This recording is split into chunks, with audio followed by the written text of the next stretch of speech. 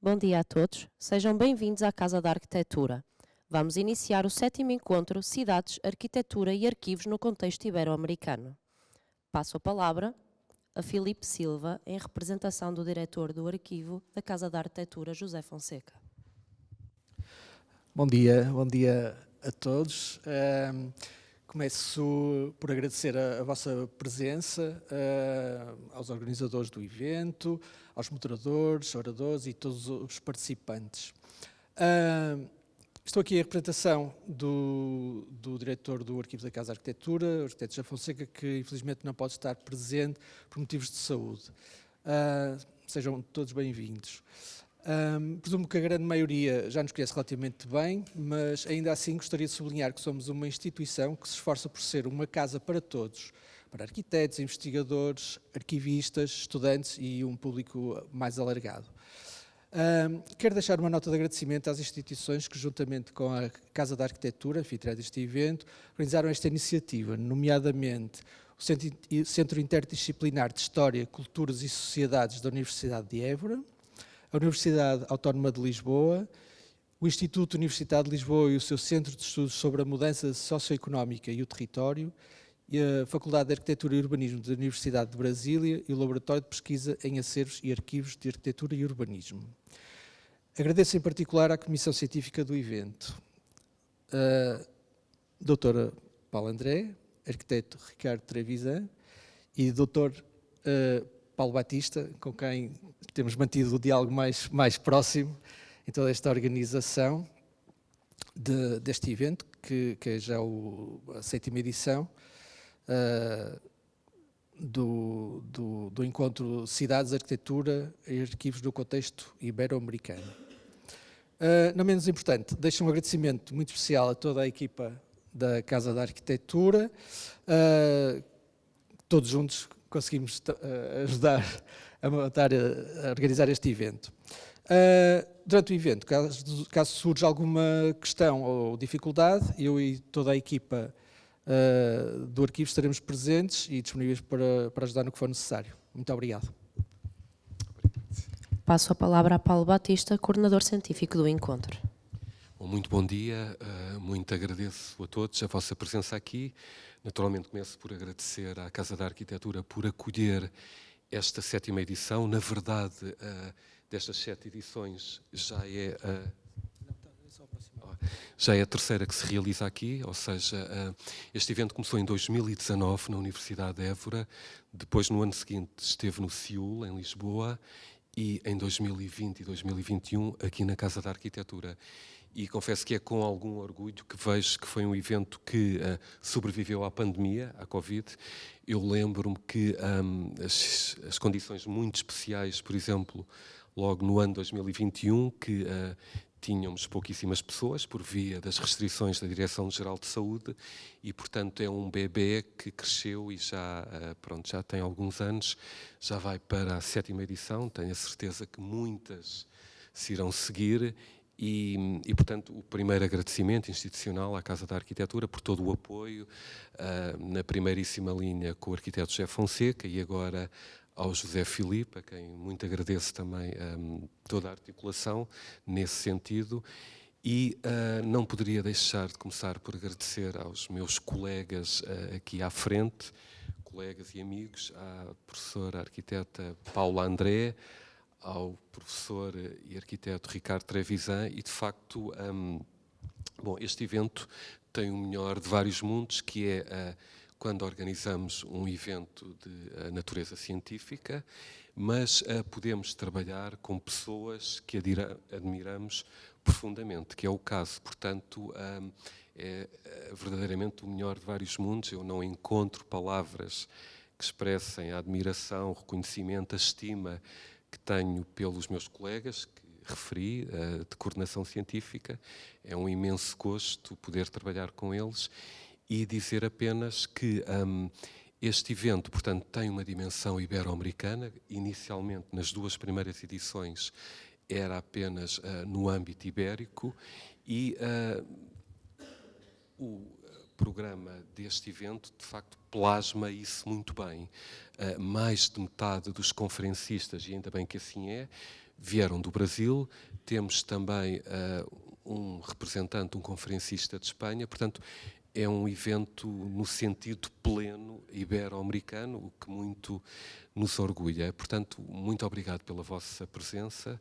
Estamos todos empolgados pelos trabalhos que se seguirão e, portanto, mais uma vez, muito obrigado a todos.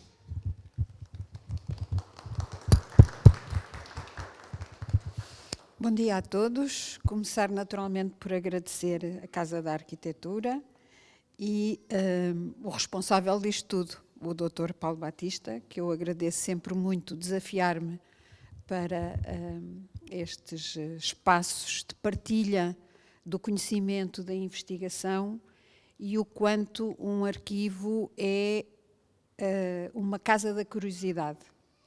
Ou seja, o arquivo sempre como um espaço que abre brechas e pistas para a investigação e contribui para criar ciência nova. E para além de agradecer muito ao Paulo Batista, também ao Ricardo Trevisan e, portanto, esta tríade maravilhosa que formamos. Agradecer naturalmente a todos os conferencistas que convidamos e que aceitaram vir fazer as suas apresentações e dizer-vos que é sempre na perspectiva das sessões futuras e daquilo que pode ser a evolução desta plataforma e desta rede de conhecimento em torno deste espaço fascinante que é sempre um arquivo como campo exploratório. E, portanto, certamente que os trabalhos de hoje e as visitas da manhã vão traduzir isso mesmo e obrigada a todos.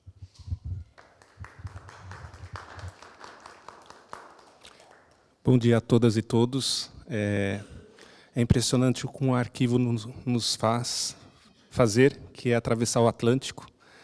E aqui está para discutir esse tema de tão grande interesse a todos aqui presentes, mas também aqueles que vão adentrar esse universo e que venham adentrar esse universo de investigação e de pesquisa e de conhecimento. É algo novo para mim, é algo que recentemente, pela presença num curso de especialização na Universidade Autônoma, eu tive o prazer de conhecer o professor Paulo, e aqui, 2 anos depois, eu estou aqui presente, trazendo a Universidade de Brasília, em agradecimento à Casa de Arquitetura pela recepção desse evento, ao CDUs, na pessoa do Paulo, da professora Fernanda Olival, a quem eu agradeço, também a Paulo André, Universidade de Lisboa, aqui nessa parceria, e sentir essa possibilidade de ampliar esse conhecimento e fazer parte dessa rede que se constitui, que venha a engrandecer e a fomentar e ampliar esse conhecimento, é muito importante para nós. E trazer, a partir dessas discussões e debates que virão a ocorrer nesses 2 dias, que isso fortaleça cada vez mais esse campo de conhecimento.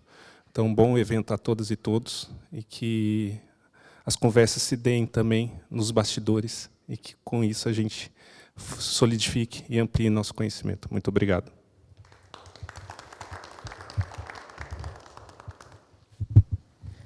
Vamos dar início ao painel 1, dedicado ao tema Os Compromissos das Cidades, com a moderação de Paulo André. Chamo ao palco Maria Cristina Cabral.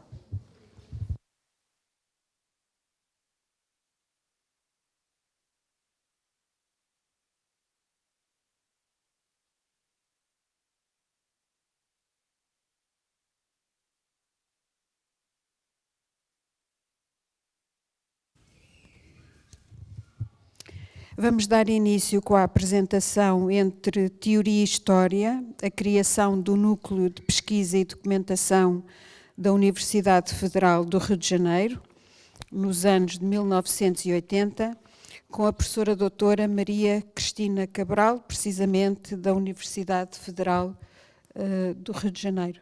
Muito obrigada. Alô? Conseguem me ouvir? Bom dia a todas e todos. Eu começo por agradecer também o convite da doutora Paula André para estar aqui.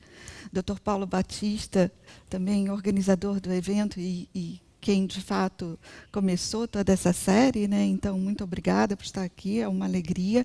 E ao meu compatriota, Ricardo Trevisan, que é uma alegria vê-lo também. E também a Casa de Arquitetura, um prazer estar aqui, na pessoa do senhor José Fonseca. E vou tentar trazer para vocês um pouco da experiência que temos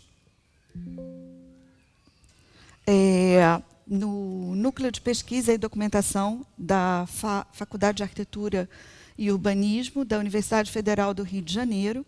Eu gostaria de mostrar um pouco quais foram os propósitos, né, de criação do núcleo, né, e onde ele se inseria dentro do contexto da época em relação ao que estava sendo produzido e pensado na época, nos anos de 1980. Só um minuto, é importante dizer que esse trabalho ele é desenvolvido junto com o professor Andrés Pássaro, que é coordenador do acervo, e eu sou presidente do Conselho Consultivo. E desde 2018 vimos trabalhando juntos no sentido de fomentar as pesquisas no acervo e a captação de novos acervos também. Aqui é uma cronologia que eu marquei um pouco, assim, só para que se possa conhecer, né, a história da instituição. Então, a atual Faculdade de Arquitetura foi um curso que foi criado em 1816, né, por um francês, Grandjean de Montigny, né, depois ele passa a ser, durante a República, a Escola Nacional de Belas Artes, né, e eu tenho aqui duas imagens na parte de baixo, uma do Ministério de Educação e Saúde Pública em 1936, quando ele foi feito o projeto, e do lado direito a inauguração de Brasília.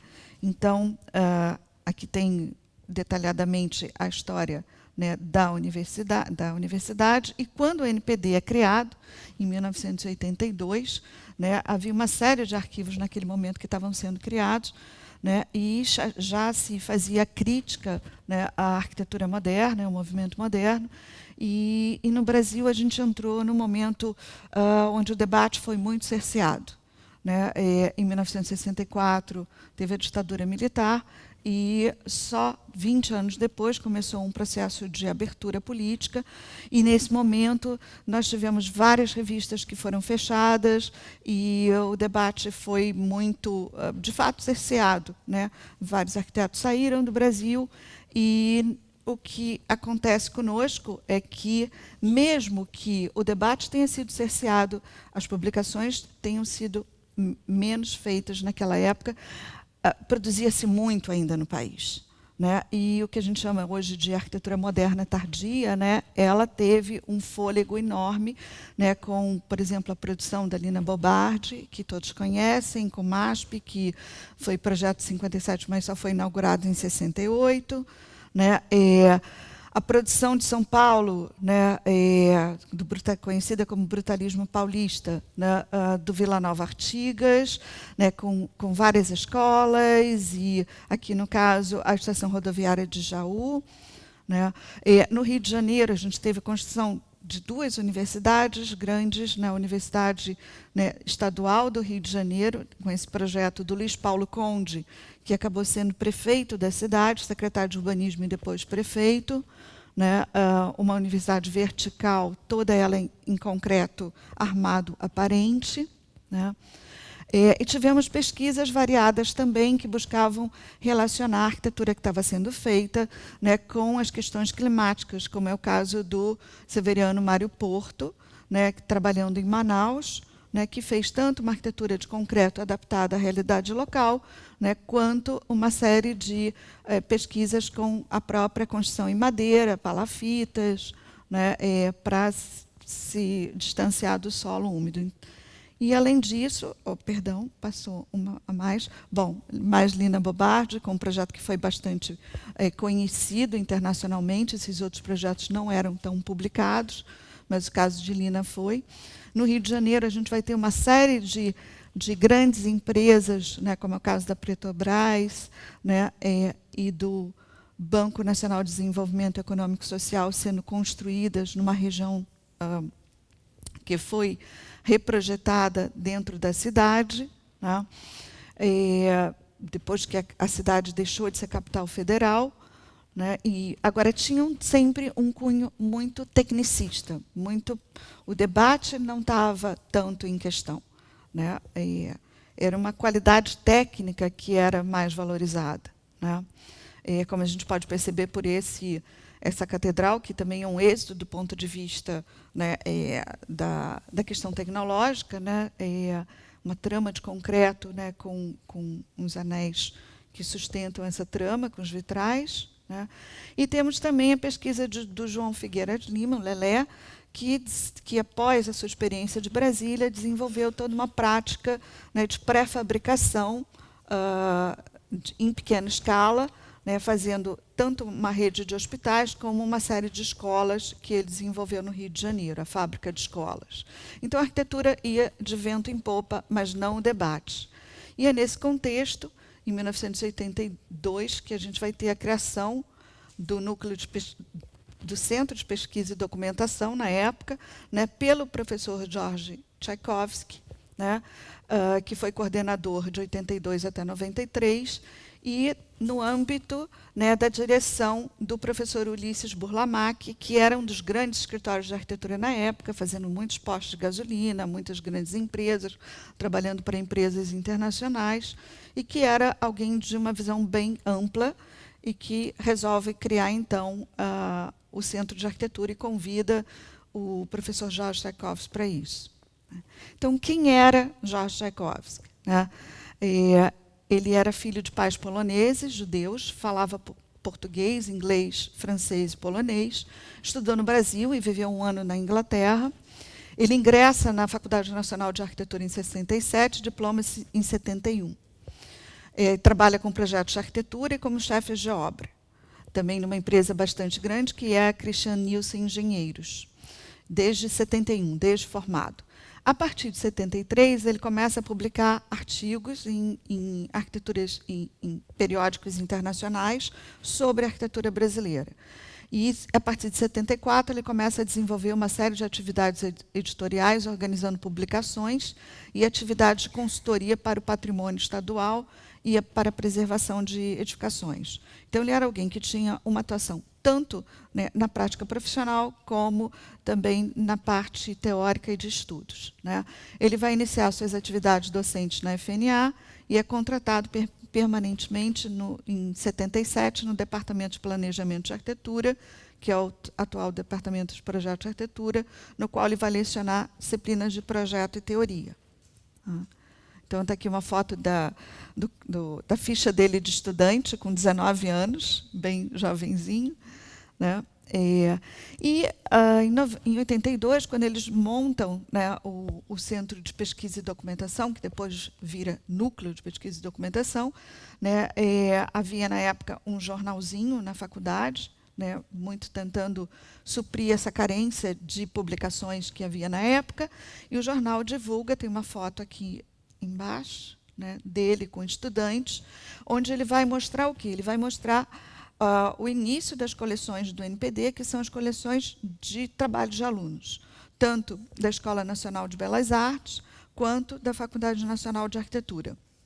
Então, são pranchas, né, com uma qualidade muito grande, né,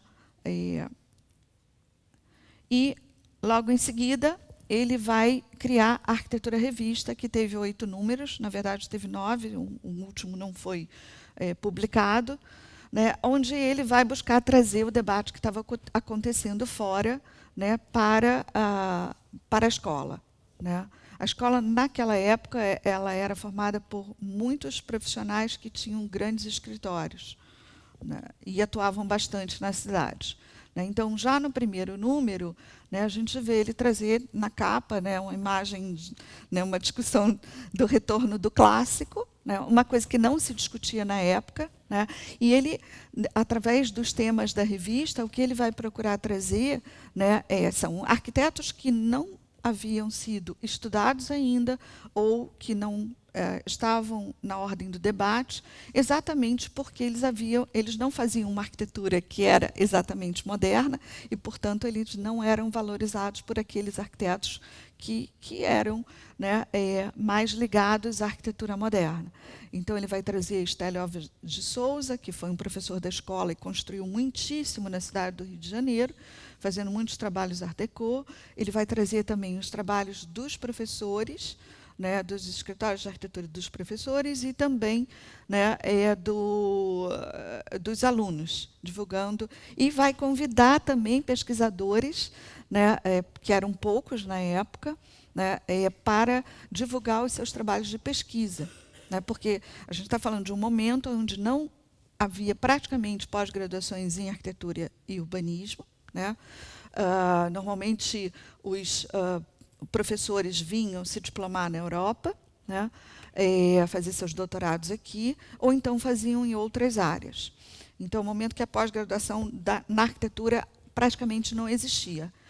E ele fez o Núcleo de Pesquisa e Documentação, que foi criado para incentivar as atividades ligadas à pesquisa documental e histórica da arquitetura no Brasil.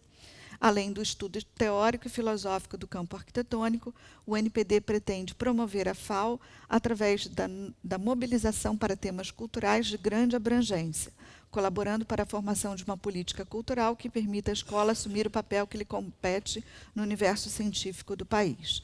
Você vê que a ambição é grande. Né? E eu acho que ele estava bastante correto de colocar isso, né, para fora dos muros também. Né? Então, em 85, ele fez uma exposição do Carlos Leão, um acervo que existe no NPD, e que foi um dos arquitetos que participou, né, do projeto do Ministério da Educação e Saúde Pública, né, mas que se afastou um pouco exatamente por ainda ter uma versão uma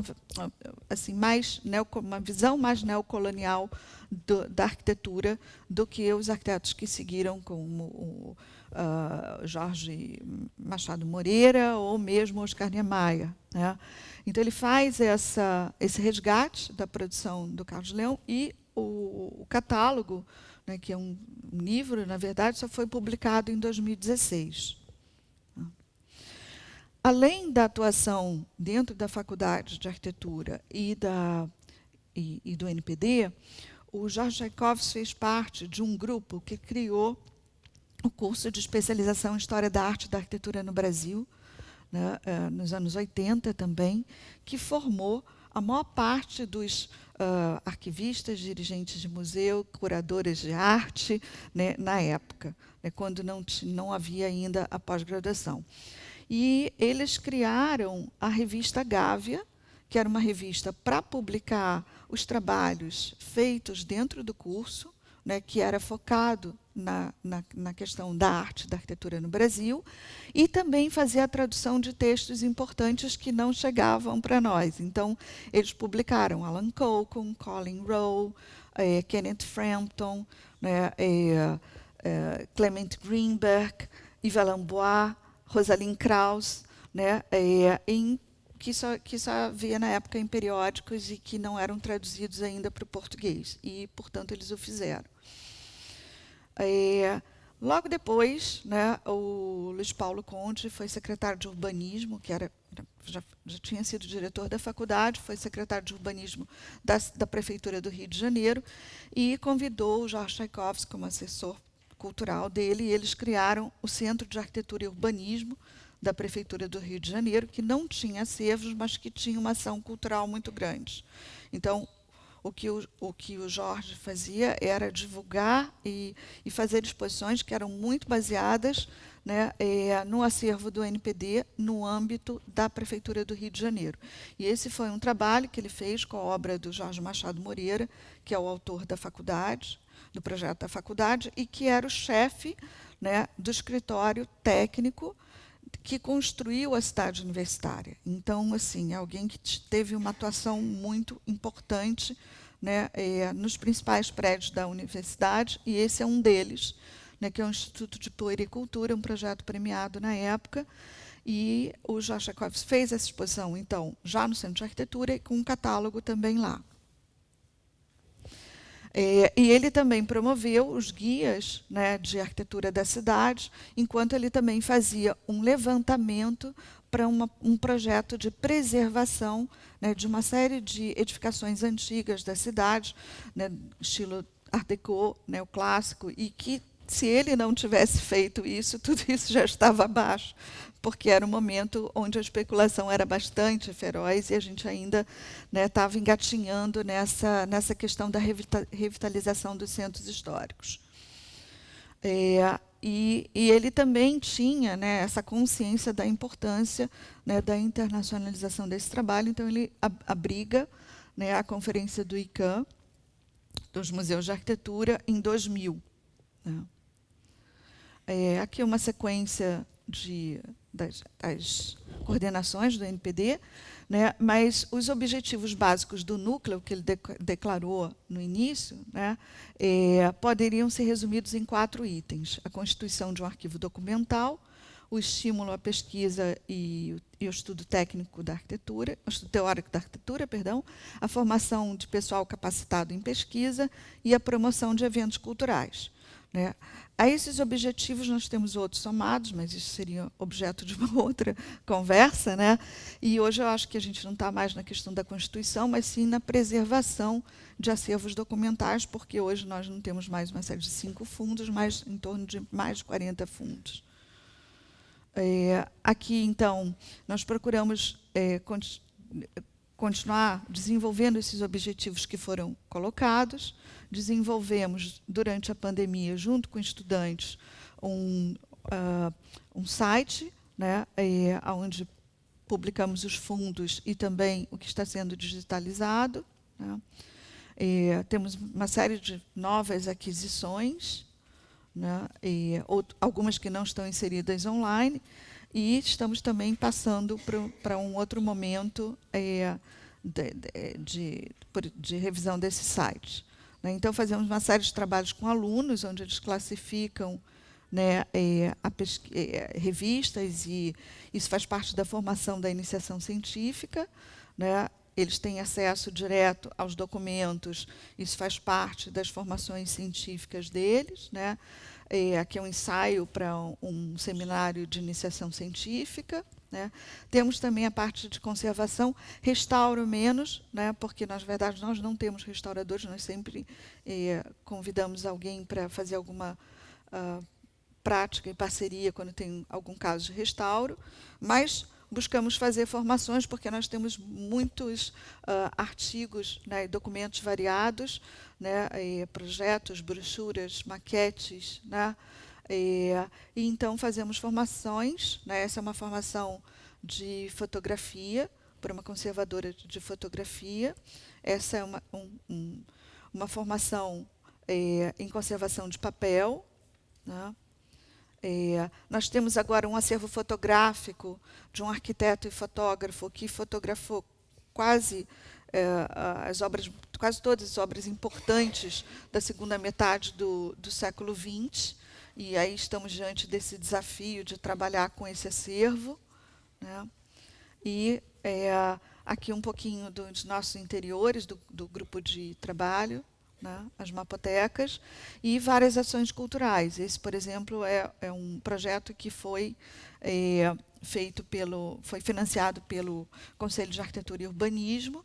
Né, o então presidente do IAB, na época, fez um livro e um documentário sobre esse fundo. Né. Nós também absorvemos os fundos de pesquisa dos professores. Esse é um fundo de casas brasileiras, né, onde a gente tem maquetes de vários tamanhos, e também esses os mostradores, eles servem também para a guarda dessas maquetes. Né. Uma vez por ano nós buscamos fazer o NPD de portas abertas para os estudantes de graduação. E também começamos, a partir da pandemia, a realizar exposições internas. Essa é uma das exposições. Né? Essa aqui foi uma grande exposição que nós fizemos no final do ano passado e que só fechou agora. Isso é na entrada da biblioteca, no próprio edifício. E fizemos junto com 2 designers da Escola de Belas Artes. Foi uma exposição que foi premiada pelo Instituto de Arquitetos, e aqui 3 exposições, né, que fizemos a partir da pandemia, né, sempre de uma maneira bastante pedagógica, né, e esse é para finalizar, uma disciplina que foi criada no âmbito do Master, nosso Master, o equivalente ao que vocês têm aqui, chamada Narrativas Curatoriais, onde trabalhamos com os alunos desde o início, na pesquisa do acervo, na criação da narrativa, né, fazemos a expografia, a montagem e o catálogo, que a gente também vai conseguir lançar no final desse ano. Então, está aqui todo o processo, né, realizado, e, por fim, a nossa equipe, que já está muito maior do que o que está aqui hoje. Bom, muito obrigada por terem me escutado. Agradeço, professora.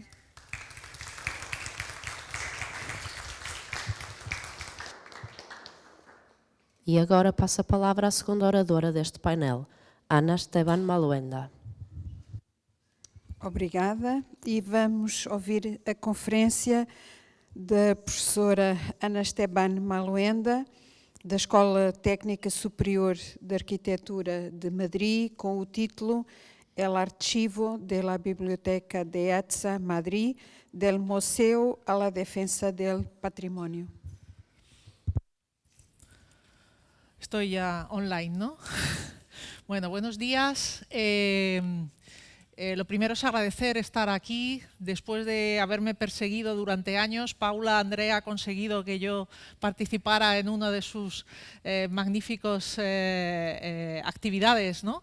Y bueno, pues la verdad es que es un gusto estar aquí, encontrarme con amigos y amigas que hacía tiempo que no veía, y bueno, estar aquí en esta ciudad, en Matosinhos, que al final, bueno, pues siempre es un gusto, ¿no? volver a visitarla.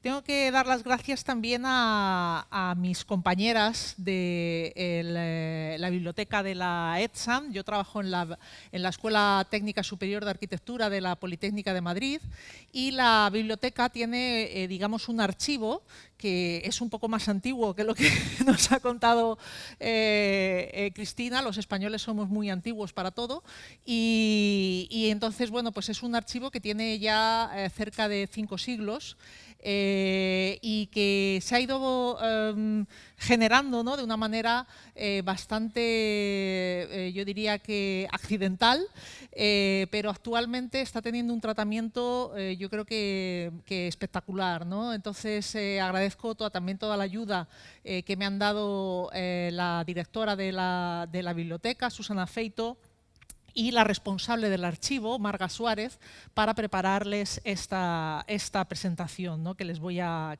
mostrar. Voy a hablar de más que de un recorrido, ¿no?, institucional. Lo que pretendo es contar una historia más o menos viva de cómo lo que es un antiguo museo, ¿no?, que es como se generó todo este acervo, ha pasado a ser un archivo. Desde los orígenes, este archivo ha estado ligado a ver si soy capaz.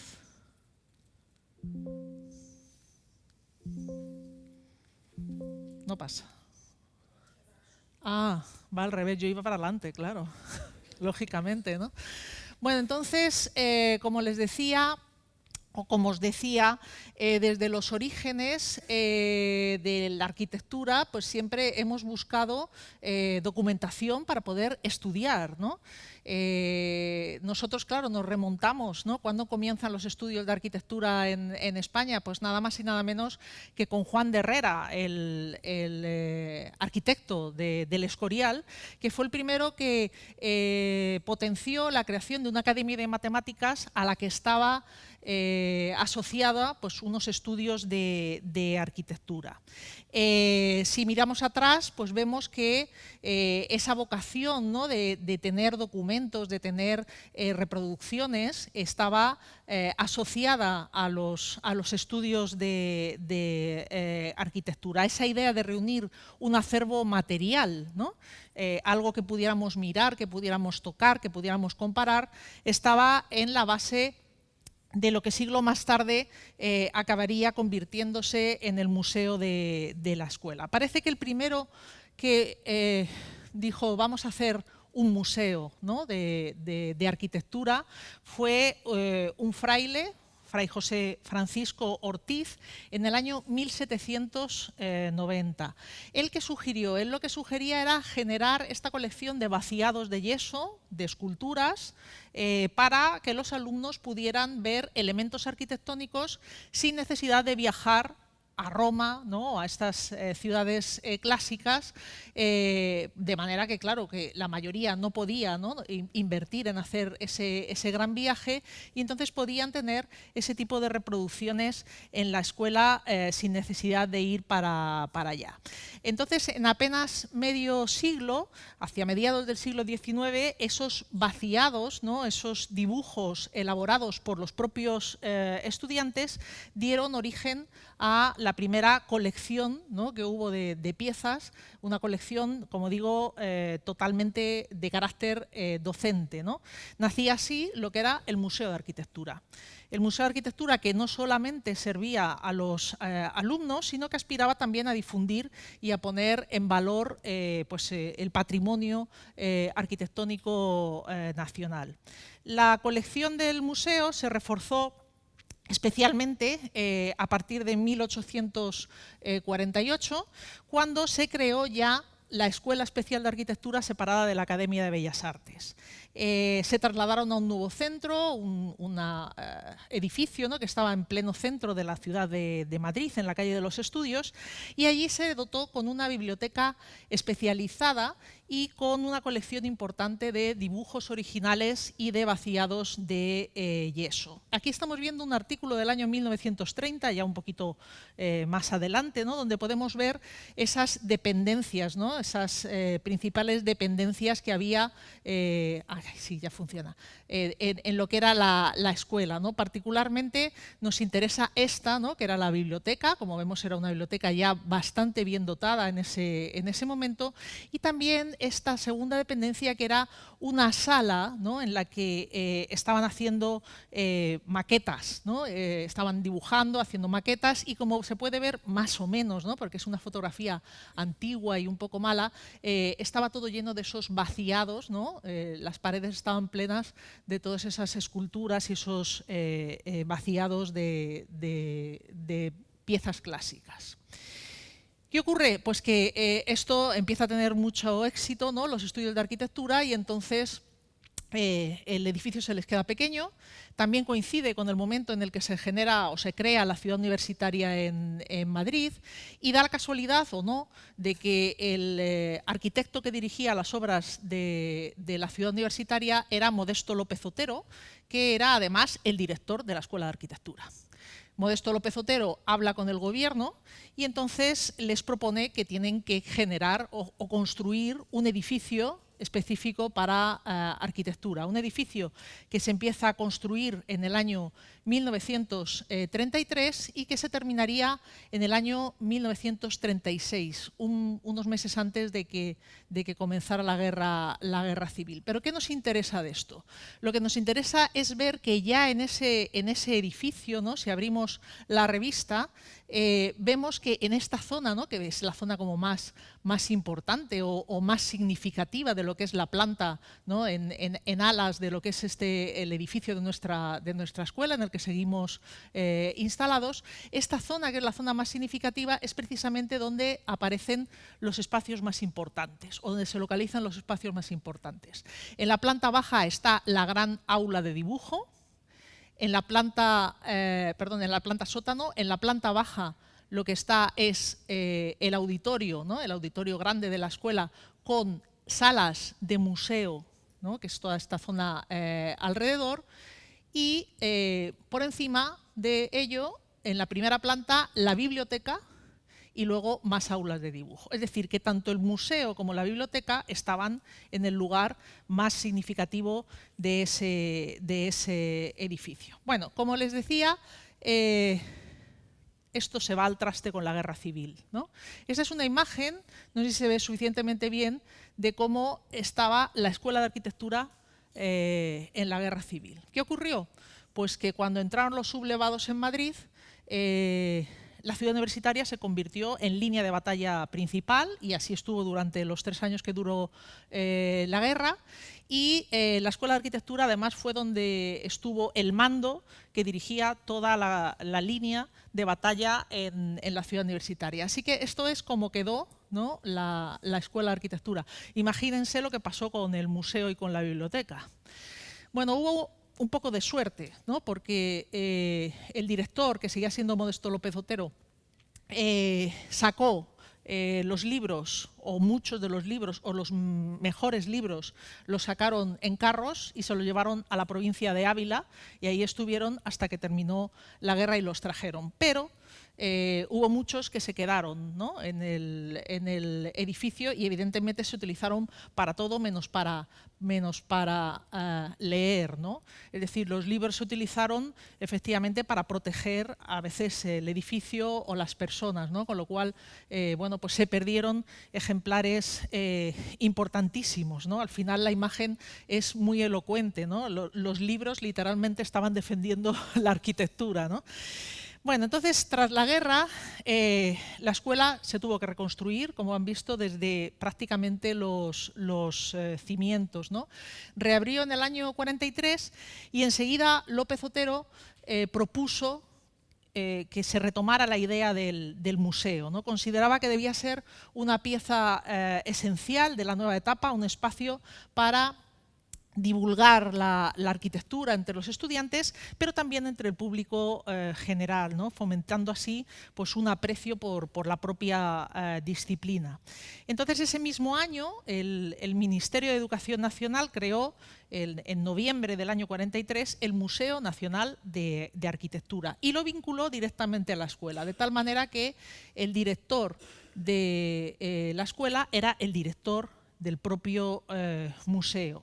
Y con el apoyo del Ministerio, pues López Otero ya lanzó una campaña para conseguir material que fue obteniendo de la Dirección General de Arquitectura, de Bellas Artes, de incluso el Museo del Prado, ¿no? Donaron algunas piezas. Empezó muy bien, pero al final es verdad que fue perdiendo potencia, ¿no?, el impulso que le dio López Otero, y al final se fue diluyendo un poco este interés, ¿no? La idea de ese museo tan prometedora, ¿no?, pues se acabó quedando en el olvido. Estamos hablando de los años 40, pasan los años 50, toda la posguerra, los 60, y ya en los 70, en los años 70, aparecen un par de figuras, profesores de la Escuela de Arquitectura, Antonio Fernández Alba y Pedro Navascués, que le dan un impulso de nuevo a todo este archivo o museo, ¿no?, que llamaban todavía documental, ¿no?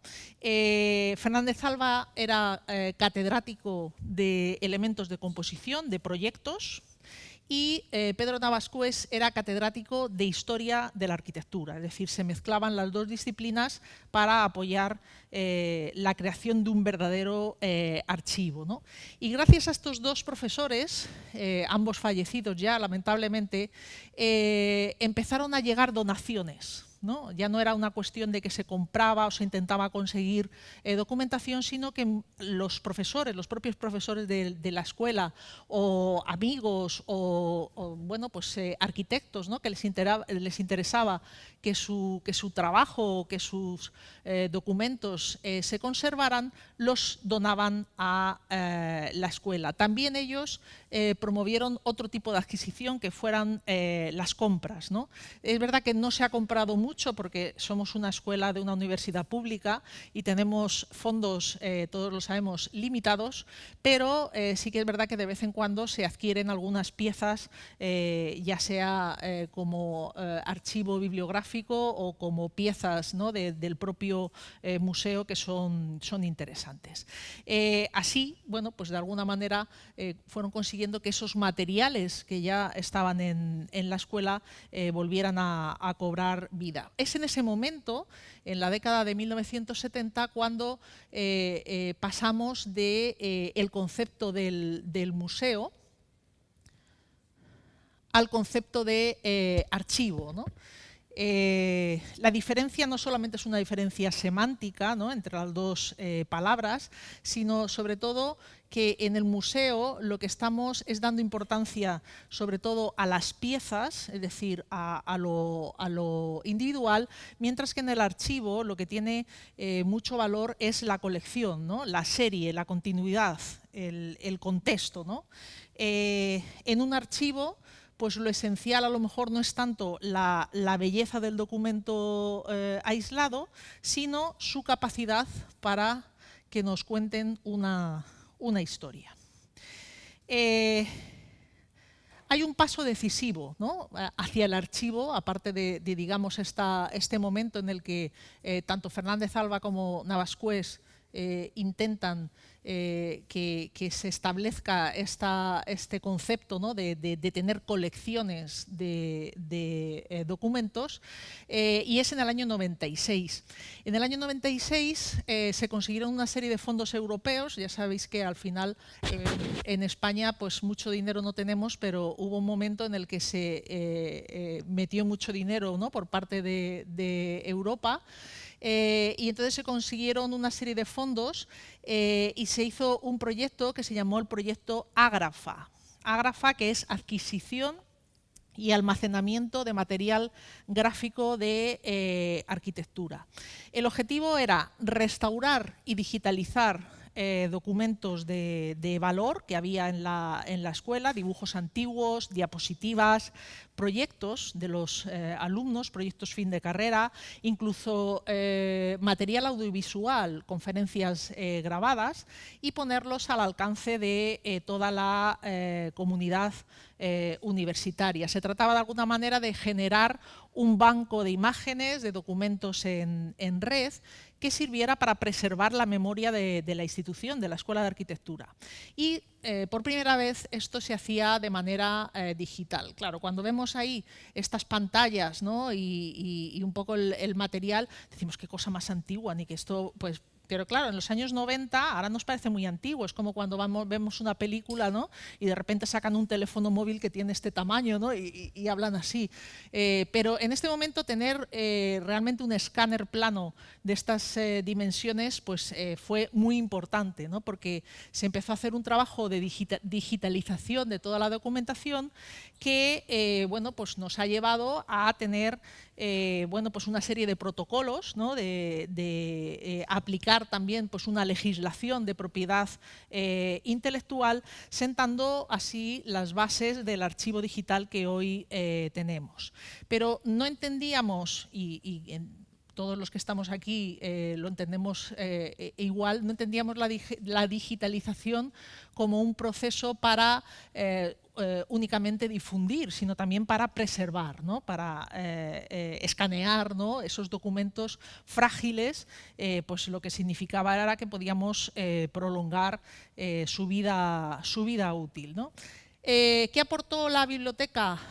Bueno, pues la biblioteca de la escuela aportó una experiencia en gestión que luego sirvió para generar algo que ya trascendió la propia Escuela de Arquitectura y que fue la colección digital politécnica. Es decir, que ya aumentamos la escala y ya no trabajábamos solamente documentaciones de nuestra escuela, sino de todas las escuelas que digamos, trabajaban, ¿no?, en la Politécnica, y se generó esa primera plataforma de acceso abierto.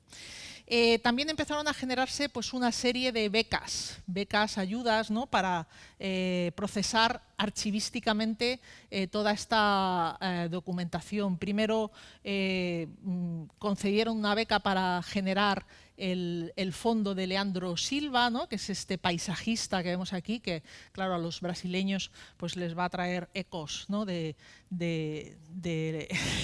lo suyo, ¿no? Pero luego también, bueno, pues estábamos trabajando cuestiones muy españolas, aunque ahí hay una vista, ¿no?, de Nueva York, pero el acervo, el archivo de Luis Moya Blanco, que que fue uno de los profesores más importantes de la escuela y uno de los personajes que más viajó y más visitó, ¿no? a lo largo del siglo XX, pues tiene una colección de dibujos, de libros, de documentos, ¿no? Que también fue uno de los primeros fondos que se procesaron en la biblioteca. Tras más de 10 años de trabajo, con fondos que se fueron recibiendo, lo que se hizo patente fue generar un software que pudiera, digamos, no solamente clasificar o mostrar, ¿no? todas esas digitalizaciones, sino que se pudieran establecer relaciones transversales entre ellas. Y así se generó ese archivo histórico digital de la biblioteca de la UPM. Esto ya se hizo no a nivel escuela, sino ya directamente a nivel universidad, y se inauguró en el 2021, es decir, en 2 años estaba montado. Se inauguró el 4 de octubre, el Día de la Arquitectura, con unos objetivos claros, ¿no? Por una parte era difundir esos fondos del archivo, los objetos históricos recopilados no solamente por la Escuela de Arquitectura, sino, como digo, por toda la universidad, con objetivos docentes y de investigación, ¿no? Es decir, por una parte estaba que sirviera a la universidad, pero también tenía la idea de servir a la sociedad. Es decir, el tenerlo todo en abierto, lo que quiere decir es que bueno, pues no solamente las personas de la universidad pueden acceder a esa documentación, sino que ya pueden ser utilizadas pues, por otros investigadores o interesados en los temas, ¿no? Ese modelo nuevo, ¿no? que se generó en el archivo histórico digital, lo que hace es potenciar que se relacionen todos los documentos. Es decir, ya no solamente estamos trabajando con acervos de arquitectura, sino que estamos poniéndolos en relación y podemos hacer búsquedas pues, por muy diferentes cuestiones, ¿no? Tanto por documentos, autoridades, instituciones, materias, lugares y objetos digitales. Esto lo que hace es que todo gane pues muchísima más potencia, porque a la vez que estamos viendo un documento de arquitectura, lo estamos viendo relacionado con el resto de disciplinas, ¿no? Es decir, hay una interoperabilidad que es muy, muy loable. Bueno, entonces, si nos detenemos un momento en los fondos, ¿no? Ya me centro en arquitectura, ¿no? que tenemos, pues hay varias colecciones. O sea, al final, aquí lo que estoy haciendo es mostrar que tenemos fondos, a lo mejor de donaciones pues, de Carlos de Miguel, de Ceferino Araujo, pero en realidad nosotros los miramos todos en diagonal, ¿no? Los estamos mezclando unos con otros. Hay fondos que provienen del trabajo que se hace en el propio... Uy, perdón. A ver... de trabajos que se hacen en el propio centro, ¿no? Aquí destacan pues, todas esas maquetas, ¿no? reproducciones que se fueron generando hace siglos. Luego hay donaciones importantes, ¿no? de arquitectos que han ido, digamos, donando sus obras y, como decía antes, un poquito de compra. Los tipos de información, pues hay de todo. Hay informaciones profesionales porque tenemos legados de planos de trabajo de arquitectos. Hay informaciones académicas, ¿no? de la propia historia de la Escuela de Arquitectura, trabajos docentes, y también tenemos legados que tienen documentación mucho más personal. En cuanto al tipo de soporte, pues también hay bastante variedad, ¿no? Hay una parte importante de dibujo, lógicamente. También hay una parte textual importante. Tenemos buena parte de correspondencia. La parte de fotografía, veremos ahora que también es un acervo que tiene gran cantidad. Son fotografías tanto donadas por arquitectos como fotografías que se han generado en las cátedras y en las asignaturas a lo largo de los años, ¿no? Hay paneles de exposiciones o también de donaciones de arquitectos, maquetas elaboradas dentro y fuera de la escuela, los vaciados de yeso. Y recorremos pues todo este arco temporal, ¿no? Desde el documento que es más antiguo, ¿no? Que es este del año 1537, que es una traza de la Catedral Nueva de Salamanca de Juan de Álava, hasta este que es el más reciente que tenemos ahora mismo, ¿no? Porque ya podemos a lo mejor recibir algo más, que es un libro de trabajo de Alberto Campo Baeza del año 2023. Esto es una imagen de la proporción que tenemos de documentos dentro de lo que es el fondo de la escuela, ¿no? Como ven, la mayoría son colecciones personales de donaciones de arquitectos. Luego tenemos aquí una parte que es de fotografía. Esta parte es de exposiciones. Esto es de la historia de la propia escuela, y estos dos ya son como misceláneas, ¿no? de documentación. Dentro de lo que son las colecciones personales, vemos esta de Luis Moya, ¿no? Que es la mayor, y luego bueno, pues vamos disminuyendo hasta la más pequeñita, que es una colección de 10 dibujos del arquitecto Ventura Rodríguez. De la fotografía, pues tenemos dos tipos básicamente, o sea, las que son de profesores o arquitectos que han donado sus fotografías. El profesor Miguel Ángel Valdellou nos donó un legado de fotografías de catedrales europeas, que es una auténtica maravilla. Leboreiro es una profesora de urbanismo que también ha cedido todas las fotografías que ha tomado a lo largo de su trayectoria, pero luego hay una parte importante que está generada desde las antiguas cátedras o las asignaturas, es decir, que tiene bueno, pues diferentes tipos de imágenes, ¿no? En cuanto a las exposiciones, pues hay imágenes que son de exposiciones externas. Tenemos algunos dibujos francamente maravillosos, ¿no? Este es un dibujo de Francisco de Asís Cabrero que se utilizó, que se mostró en la exposición Arquitectura para después de una guerra, pero luego también tenemos muchas exposiciones internas que se realizan en la propia Escuela de Arquitectura, exposiciones que tienen que ver con la historia. Esta de Imaginar Jardines es la del legado de Leandro Silva, y también exposiciones que se hacen directamente en la biblioteca, donde se muestran esos materiales, ¿no? Bien, en cuanto a lo que son las piezas, ¿no? Que yo básicamente son vaciados, reproducciones y maquetas, pues como se puede ver, recorren un arco temporal enorme, ¿no? Y nada más, vamos cerrando. Voy a dar algunas cifras para que puedan hacerse una idea de la cantidad de documentos que tenemos. Tenemos 210.000 documentos procesados y más de 16.000 objetos digitales disponibles en esa plataforma. Es decir, no todo está digitalizado todavía, pero ya hay una cantidad importante, ¿no? La existencia pues, se debe ahora mismo sobre todo al apoyo que hace la propia dirección de la escuela, el servicio de la biblioteca de la UPM y la Fundación General de la UPM. Es decir, este archivo lo que hace es conservar y proteger, ¿no? O compartir ese conocimiento, pero también lo que está haciendo es proteger todo este patrimonio documental, ¿no? Porque solamente conociendo el patrimonio pues podemos valorarlo, y solamente valorando ese patrimonio podremos protegerlo. Así que nada más. Muchísimas gracias por su atención.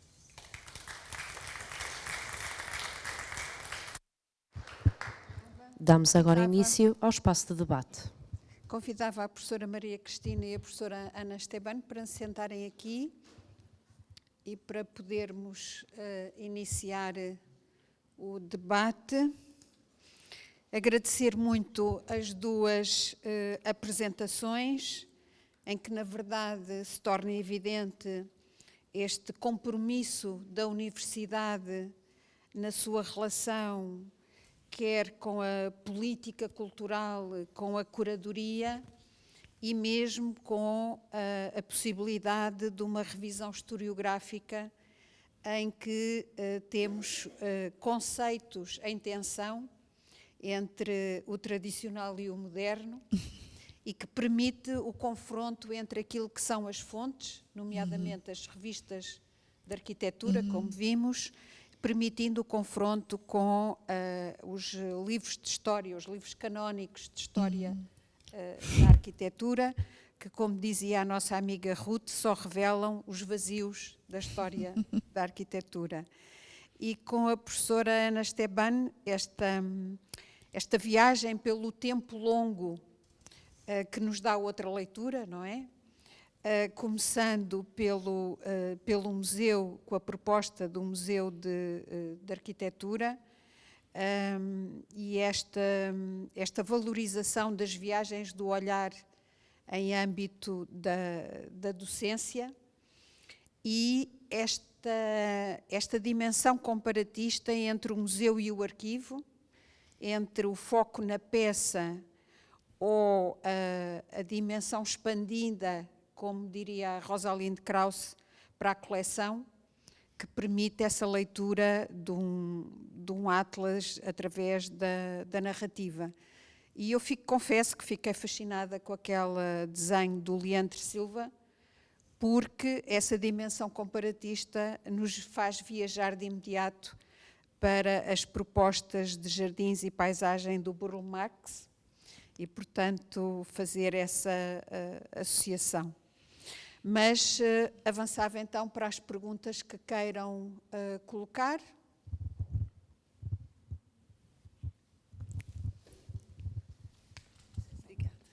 Bom, Cris, obrigada. Obrigada também a apresentação. Acho que sempre é muito bom ouvir essas experiências, né? Cris, eu queria que, se você pudesse falar um pouquinho sobre a experiência que vocês tiveram com a recuperação daqueles acervos que foram atingidos por um incêndio, né? Com o apoio da Fundação Goethe, porque nós do Arquivo de Rio Claro conhecemos o trabalho do NPD nesse momento. E eu acho que foi muito bonito a atitude do NPD de abrir para outros profissionais da cidade do Rio de Janeiro, né, como a Biblioteca Nacional, o Museu de Astronomia, né, a profissionais contribuírem com esse trabalho. Né. Então, a instituição se abre nesse momento de dificuldade, né, ela não esconde o que aconteceu, ela se abre, né. E eu acho que o trabalho foi um trabalho fantástico, né? Que muito de referência e que acho que merece até uma publicação sobre essa experiência. Então, se você puder falar um pouquinho, tá? Claro, obrigada pela pergunta, Mônica. Na verdade, eu não apresentei, né, essa experiência mais especificamente, né? Em 2021, a gente nós estávamos em casa, assim, por conta da pandemia, e teve um incêndio numa sala ao lado do NPD.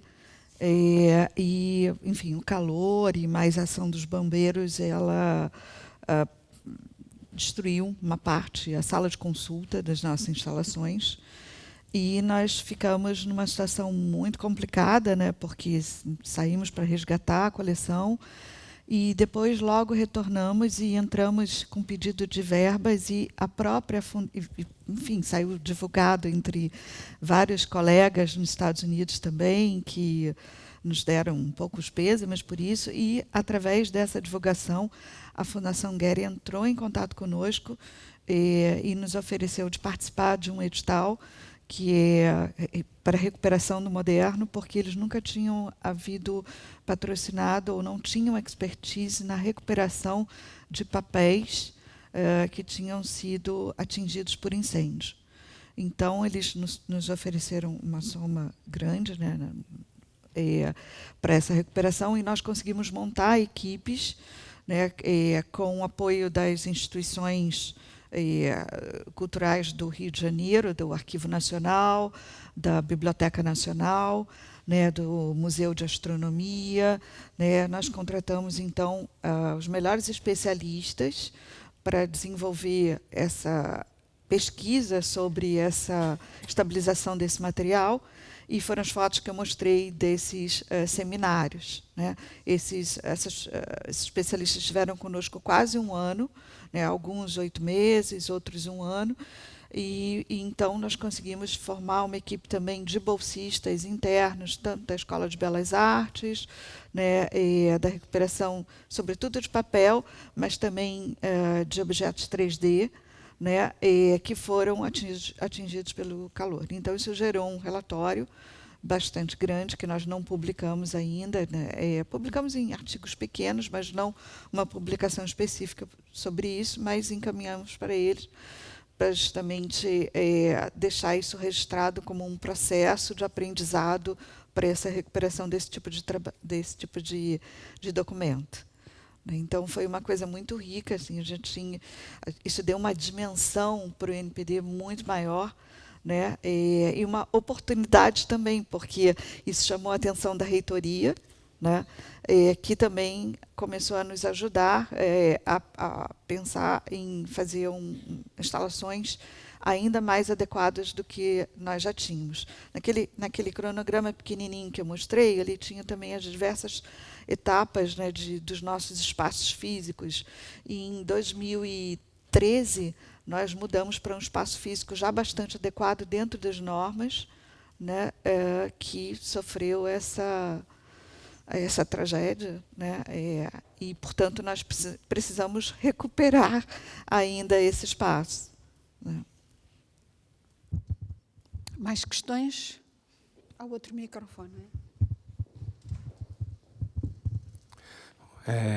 Parabenizar Cristina e Ana pela apresentação. Na fala das duas, eu fui fazendo algumas anotações, alguns são comentários e algumas perguntas. Quando a Ana coloca que os livros defendiam a arquitetura, eu acredito que agora os arquivos protegem a memória das nossas arquiteturas e o urbanismo. Então, é importante fazer essa analogia. Nesse sentido, é interessante quando a Ana coloca que, e a gente que está começando nessa investigação por arquivos e acervos, vê que os eventos de hoje serão a pesquisa do amanhã. Então, quanto é importante a gente arquivar esses eventos atualmente, que para a gente é só mais um evento, e eu pensando no futuro, daqui 30 anos, que esses eventos serão campo de pesquisa para entender como que a gente ensinava arquitetura e urbanismo nos dias atuais. E, nesse sentido, fazendo uma ligação com a apresentação da Cris, como foi importante esse processo dos acervos e arquivos na formação dos atuais professores, né? Nós somos uma geração que viemos dessa formação e dependência desses periódicos, desses artigos que surgiam a partir dessas investigações. É importante salientar isso também. E aí, voltando para a Ana, a questão que me interessa agora, porque assim, um dia eu já fui investigador e a gente precisou de arquivos, agora eu estou do outro lado, para a manutenção desses arquivos, entendimento de como se mantém esses acervos e arquivos. E o que me interessa é justamente nesse between, nesse meio que é o processo, enquanto um dia eu já fui investigador, é que agora a gente está ali construindo arquivos e acervos e fundos, é como que a gente lida com isso. E quando ela traz esses possíveis arranjos, como o E.B. Warburg é um dos métodos que eu utilizo na analogia desses arranjos de diferentes materiais e elementos que compõem um acervo, é importante esse processo, né? Como que a gente pode trazer novas leituras a partir desses arranjos diferentes. Então, esse processo também se torna importante numa leitura sobre acervos e arquivos, que não é só a questão prática de manutenção, de higienização e difusão, mas também como olhar esses documentos e transformar isso em pesquisa a partir de novos olhares. E por fim, é a questão justamente do espaço físico, né? A gente que se inicia nesse processo de criação de um centro de documentação, quão difícil é sensibilizar nossos gestores para que cedam esse espaço. Quando a Ana fala que ela tem 26 mil documentos digitalizados, mas só o arquivamento de 2.000, em torno mais ou menos 2.000, que de fato a gente não consegue ficar com tudo, porque não se tem espaço físico e nem condições, como a gente vê aqui na Casa de Arquitetura, para manter todos esses arquivos e armazenar todos esses arquivos. Então, eu gostaria de alguma palavra sobre, de ambas, como vocês sensibilizam os seus gestores para que a gente consiga espaço decente, qualificado para armazenar esses fundos. Obrigado. Voy yo, ¿no? Pues muchas gracias. La verdad es que ha sido una reflexión, yo creo que muy acertada sobre varios puntos que me parecen muy importantes en lo que hemos comentado Cris y yo, cada una desde su experiencia en las dos conferencias. Hay un asunto, un primer asunto que tiene que ver con esta cuestión que yo creo que nos preocupa mucho a todas y a todos, ¿no? Que es cómo los eventos o la documentación que estamos generando hoy es la pesquisa de mañana, ¿no? Pero dentro de este comentario está implícito lo de qué va a pasar, o sea, cómo vamos a poder conservar toda la documentación digital que ahora mismo generamos, ¿no? Que yo creo que es una de las grandes preocupaciones, por lo menos en mi caso, ¿no? Yo soy tan desorganizada y tan desordenada que yo no voy guardando todo lo que, o sea, sí que guardo todo lo que produzco, pero no lo voy pasando a los nuevos formatos. Y eso va a llegar un momento en el que cuando imaginemos que yo dentro de unos años soy famosa, ¿no? Y entonces alguien quiere hacer una tesis doctoral sobre lo que yo pensaba o como yo he hecho una investigación, ¿no? Pues no va a poder hacerlo porque yo soy una persona desorganizada y no voy salvando, ¿no? Toda esa documentación. Así que a mí me parece que ahí tenemos uno de los grandes desafíos actuales, ¿no? Es decir, que lo que hoy estamos generando digitalmente seamos capaces de organizarlo y de salvarlo y de ir transformándolo, ¿no? En cuanto a lo que es el espacio físico, yo creo que ese es uno de los temas más complicados, por ejemplo, para la colección que tenemos nosotros. Toda esa colección de piezas, claro, las estatuas, todo eso está distribuido por la escuela, es decir, no lo tenemos guardado, protegido. ¿Por qué? Pues porque lo tenemos puesto en las paredes de la propia escuela, no nos cabe, no tenemos un archivo, un espacio para poder guardar todas esas cosas. En cuanto a la biblioteca, pues tenemos también otro problema grande, y es que cada vez hay más libros, cada vez se reciben más donaciones, entonces la biblioteca ya está teniendo que regalar ejemplares a otras bibliotecas, con lo cual no está mal pensado porque otras bibliotecas españolas de otras escuelas se van nutriendo de todo el acervo, ¿no? Que ha tenido la Biblioteca de Madrid. Pero claro, también da pena porque el tener que regalar significa, claro, que ya tienes que ir seleccionando mucho lo que te quedas, ¿no? En cuanto a lo que son los documentos, ahora mismo hay dos fondos importantes de donaciones de arquitectos en Madrid. Uno es, por supuesto, el de la Biblioteca de la Escuela de Arquitectura, pero otro muy importante es el del Colegio de Arquitectos, el archivo del Colegio de Arquitectos, ¿no? El archivo histórico. La verdad es que el archivo histórico tiene muchísima documentación, pero es cierto que la biblioteca también está recogiendo ahora mucha donación de arquitectos, sobre todo de los que han sido profesores, ¿no? de la escuela. ¿Qué estamos haciendo? Pues se están haciendo constantemente obras para transformar espacios, para poder albergar todo eso. Lo que pasa es que el edificio es limitado, entonces o se crece dando aulas a los alumnos o se crece dando espacios a los acervos. Entonces es un problema grandísimo, ¿no?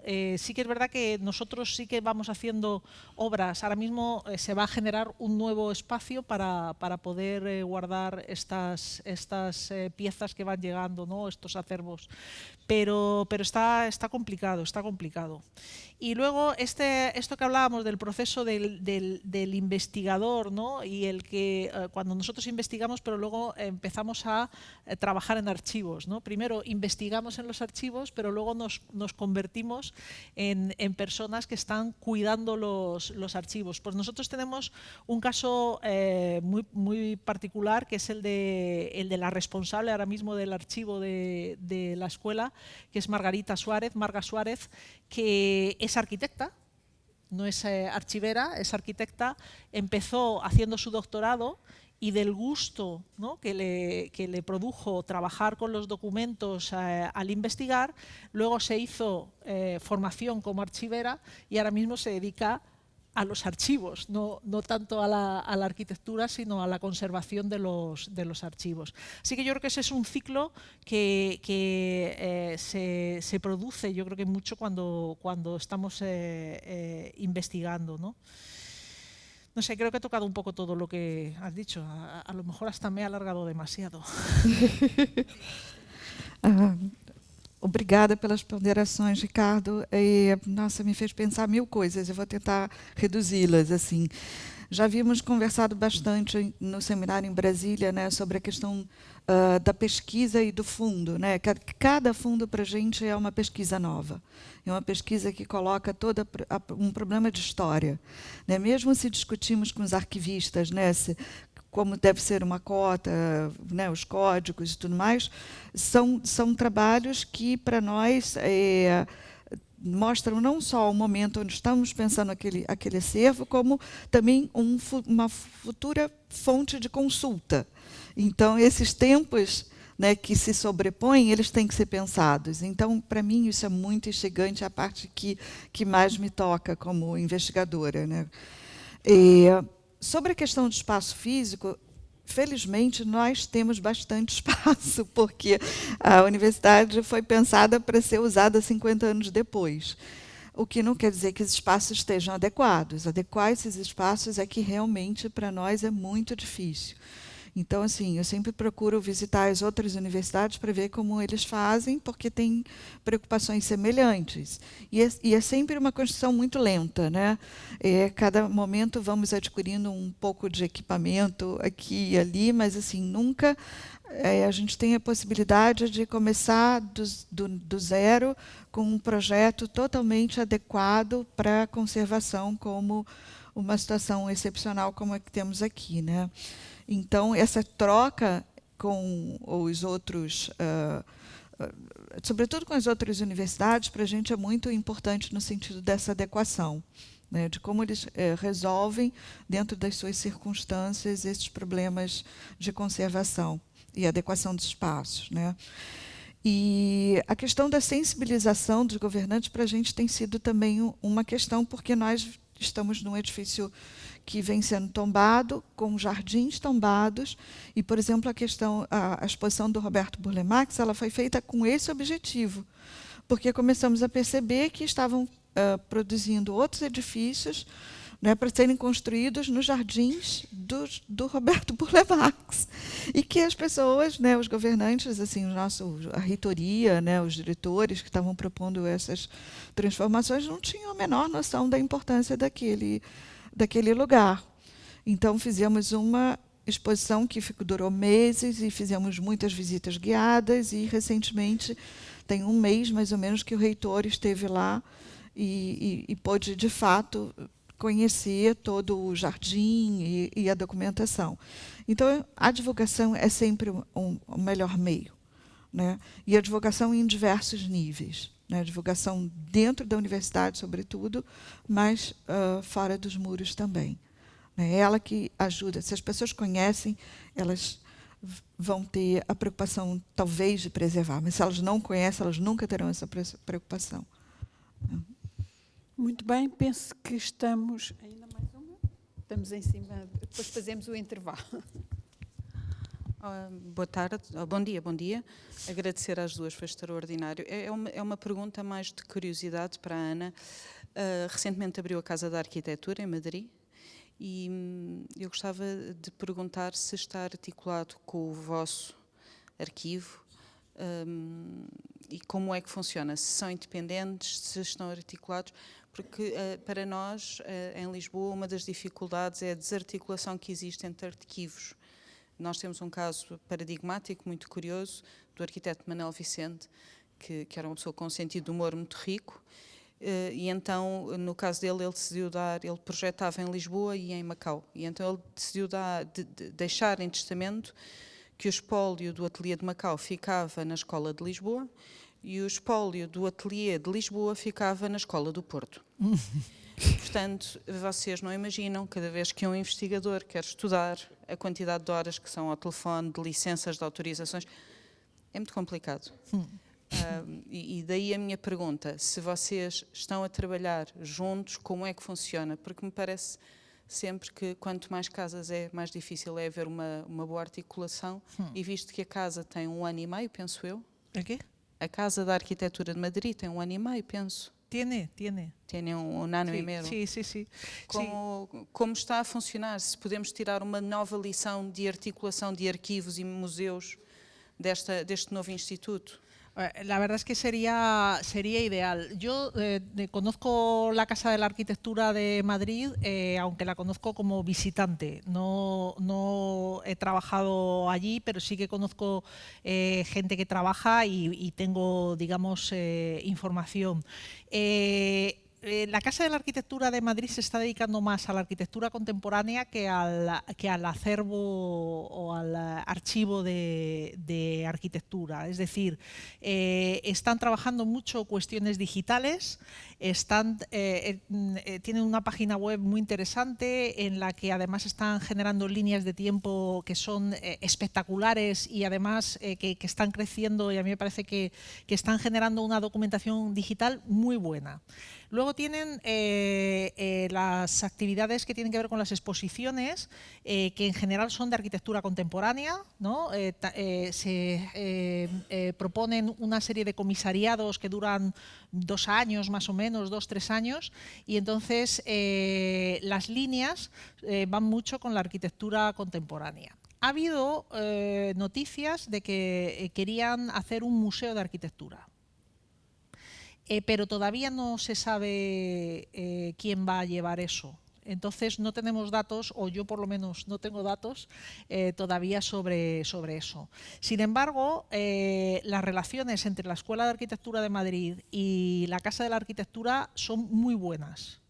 Es decir, hay contacto continuo, se colabora continuamente, pero en lo que tiene que ver con lo que es el archivo de la biblioteca de la ETSAM y la Casa de la Arquitectura no está, digamos, por ahora coordinado. Si se genera y si surge ese Museo de la Arquitectura a nivel nacional, que es una cosa que ya hubo en los años 90 o principios de los 2000, hubo un museo de arquitectura, pero duró poco tiempo y al final no se puso en marcha, ¿no? Entonces, si eso surge, yo creo que sí que tendrá que haber sí, porque al final, digamos que el material histórico está en la Escuela de Arquitectura, porque es donde se ha ido acumulando a lo largo del tiempo. El servicio histórico del Colegio de Arquitectos también tiene cosas muy buenas, pero no tan antiguas como las que tenemos en la escuela, que he empezado diciendo eso, que somos muy antiguos, ¿no? Para todo, para lo bueno y para lo malo. Muito bem, vamos agradecer muitíssimo as duas conferências e vamos fazer uma pausa para depois retomarmos. Obrigada. Obrigada.